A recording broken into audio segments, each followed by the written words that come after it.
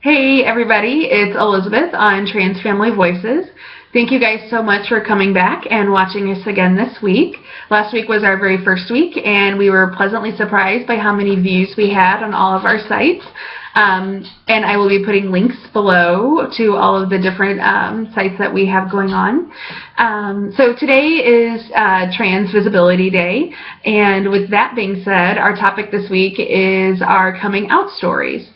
So Aiden and I had been together for 8 years, and we had finally decided it was time not only for him to be open with me about his trans status, but the rest of the people in our lives as well. So we started with our families, and Aiden had told my family, that went okay, and Aiden told his family, and that went okay as well.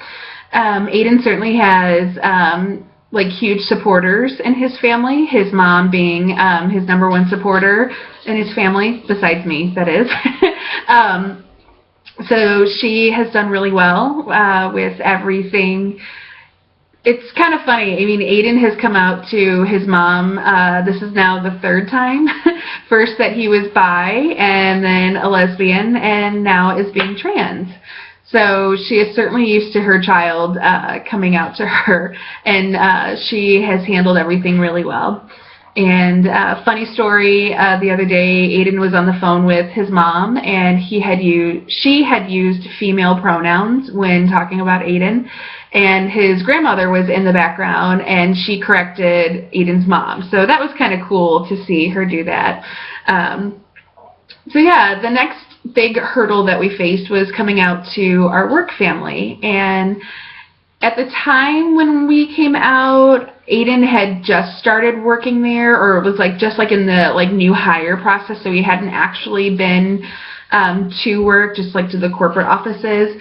And he was going to be working with me in the same department. So I knew that if we were out to the rest of the world, we had to come out at work. So I arranged a meeting with my 2 managers, and I told them, and it was very emotional for me, and I think it was just emotional because I was so afraid of their reactions, and I shouldn't have been, because they were 110% supportive.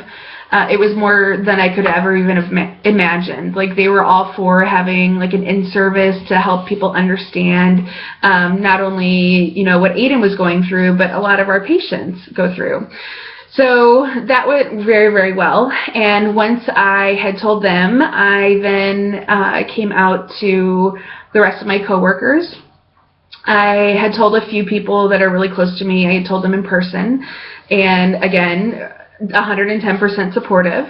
And then I put something on Facebook, and that really just kind of explained the whole scenario of what we have been going through for the last several years, and the ground rules. He would only be referred to by male pronouns, and as happy as I was about being able to say that I have a wife, that would be no longer. That they would have to transition and say partner. And that went over really well. So, yeah, it really wasn't as horrible as I thought it was going to be. I really thought I would get tons of rejection and I would lose people in my life because of this. And it really was quite the opposite. By coming out and being so visible about being a trans ally, I have gained a lot of people in my life, which has really been nice. So I would certainly do this all over again, but certainly a lot sooner. So, and I know that not everybody has the same experience that I do. I'm very fortunate to work for a place that empowers you to be who you are, but not everybody has that same luck. So it's got to be rough. I can't fathom what it would be like to be rejected by people you work with and your family members. It's got to be horrible. So, yeah, we are very, very fortunate in that aspect. So, happy Trans Visibility Day. Hope everybody is out there and being very proud of themselves, if you choose to be out, not choose to be proud. That all just sounded weird, sorry. So, yeah, that is the end of my coming out story, and I hope you enjoyed it, and I can't wait to hear everybody else's coming out stories. So, until next week, I will talk to you later. Bye.